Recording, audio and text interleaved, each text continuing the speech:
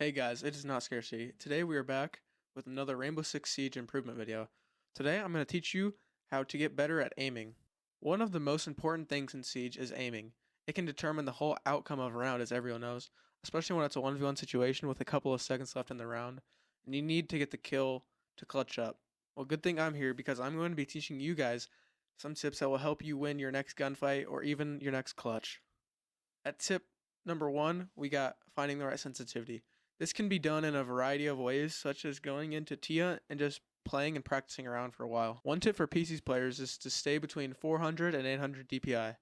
This is what all the pros plan, and I highly recommend to play on it. And if you want to go even further in depth, I would try to say under 20 sensitivity since it's just more accurate, I would say. And for those of you out there that play on console, when I used to play on console, I played on 35 vertical sensitivity and then 62 horizontal. But if I was feeling really spicy that day, I would play 72 depending on how I felt. But if those don't feel comfortable to you, you can obviously try and find one that fits you. But if you want to make a separate video on this, I will try to do so, helping you guys try to find your perfect sensitivity or whatnot. Alright, coming in at tip number 2 is get more sleep. Good sleep can improve concentration and productivity. Sleep is one of the most important various aspects of brain function. This includes cognition, concentration, productivity, and performance. All of these are negatively affected by a sleep deprivation. Good sleep can maximize athletic performance. In a study on basketball players, longer sleep has shown significantly improved speed, accuracy, reaction times, and a mental well-being. However, this also works for gamers too. You need a quick reaction time if you want to be able to win. You want to have better accuracy so you can win your next gunfight. So, get more sleep.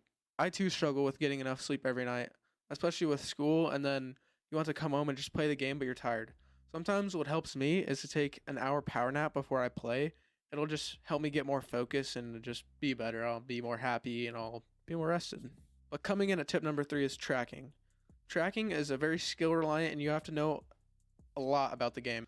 To know or predict what and how someone is going to move while you're shooting at them is very, very difficult to track and understand. But tracking is very important and useful when someone is like behind a wall and you have to try to shoot them and like wallbang them and stuff. Wallbangs require a decent amount of luck, however, to know exactly how and where someone is going to move or do something on the other side of a wall, and you can't see them is exceptional if you can kill them, you know? So ways you can get better at this is just playing more T-Hunt. I know many of you may be sick of hearing about T-Hunts, but they are just so much more than just an aim trainer. You can do so much. You can find new angles, and you can just do pretty much anything in T-Hunts, to be honest. So next time you play some T-Hunt, just be sure to try and like do some extra stuff and just try to like wallbang and just do some extra shit. Coming in at tip number 4 is recoil control. For recoil control, practice on a high recoil weapon. Remove vertical grip and shoot at non-destructible wall until you feel comfortable with it. You want to be able to use a high recoil gun like a regular gun. You'll need to be able to spray it if necessary, but if you're not comfortable, on most guns there is a burst mode. However, the burst mode in Siege is not very good because people will just full auto you from like halfway around the map, so you want to get good at being able to control like high recoil and shit.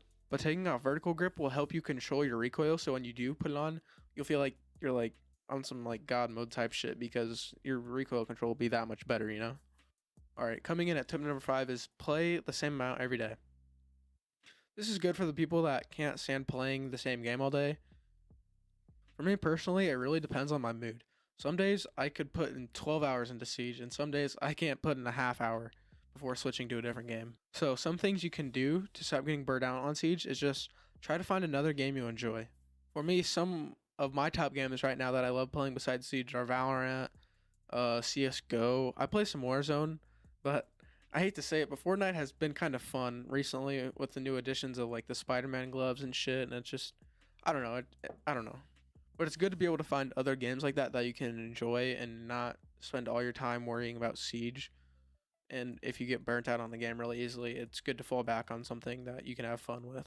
Because as we all know, Siege can get very competitive and very sweaty really quickly, and I know a lot of people don't like to play games like that. Personally, it's about 50-50. I love sweating, but I also love dicking around and like casuals and stuff, so it's just nice to have another game that you can play. All right, guys, coming in at tip number 6, we got good crosshair placement for headshots. So everyone knows in Siege, one of the most important things is headshots. Headshots can help you complete any objective that you're trying to accomplish, like planting the bomb down in the last few seconds of the round, and you need teammates to cover you, or just pretty much anything in general. So if you are struggling to hit headshots or not getting to the person's head quick enough, crosshair placement can definitely help you. What is crosshair placement, you may be asking? Well, to put it frankly, crosshair placement is when you're trying to when you're just aiming somewhere and that's where your crosshair is. This can be literally anywhere. And as you see on screen now, alright guys, it is scarcity and I'm going to be showing you what you guys should be doing and where you should be aiming. So what I'm doing right now is I'm just aiming head height, kind of what I like to do is I like to hold on, what is this guy doing? Sorry about that, but anyways, as I was saying, what I like to do is just I like to look up 2/3 of the way or 3/4. I don't know the exact measurements of it, but I determine it 2/3 or 3/4 of the way up, as I was saying, from the door to head height, kind of like that was. I'll show you guys in a second here. Kind of 2/3 up, and then that's where usually I aim for when someone is just standing still or whatever, or when they're standing. And when you want to approach a door like this, I was quick peek it and then look, don't look down by the floor. I feel like that's where new players tend to look. They look down and away from where they should be looking instead of 2/3 up head height like I just shot. But yeah, that's where you should be looking if someone's crouched, is that level.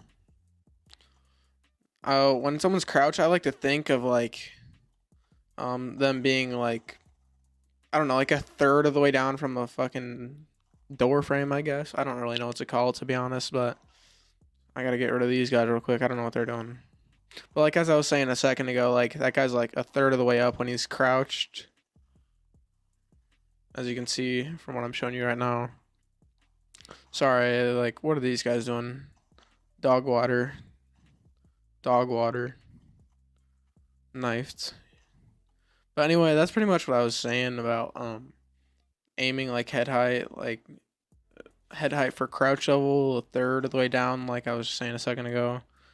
I'm sorry if I'm repeating myself, guys. The audio for this original clip was taken, but I think what I was saying here was if there's a person right there, I would as soon as I saw someone peeking, after I quick peeked, I would just change my position, go from if I was standing per se when I peek a door, I would go down to crouching immediately so I can just try and get away from their tracking and whatnot. But yeah, that's pretty much gonna be it for this clip, guys. I'll see you back in the rest of the video. This is what you should be doing. Do not aim at the floor. I recommend that you aim at least crouch level if you know someone is low HP and you know you can get an easy kill quickly without dying or being headshotted. But if it's a start of the round and you want to be aiming head height, because it's more than likely that they'll be 100 plus HP, and you don't want to be aiming at their feet when you go to kill someone and they're full HP. And coming on to the last tip, guys, you don't need a third-party aim trainer in order to have good aim. One thing that a lot of players talk about is using other games or software to get better at aiming.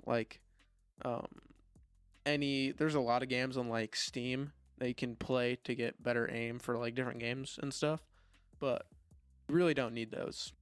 But if you are going to use a third-party aim trainer, one good thing about them is you get more variety when you're trying to learn more stuff and how to flick better and just do more stuff that'd be easier to do than in Siege. But with good comes bad, and the bad for third-party aim trainers, you might not have the right settings, for an example, and you might end up completely whiffing on someone and you just end up dying because you thought you had the aim down, but they 180 flick to your head because they're just friggin' bolo out here. But yeah. Moral of the story is Siege gives you all you need to get better. Simply by playing T-Hunt, you can get so much better, and that's where I got to where I am today, is just by playing a shit ton of T-Hunt, which is probably not good, but it has definitely helped to improve my skill and whatnot. But guys, with all that being said, today this is going to be where I end the video.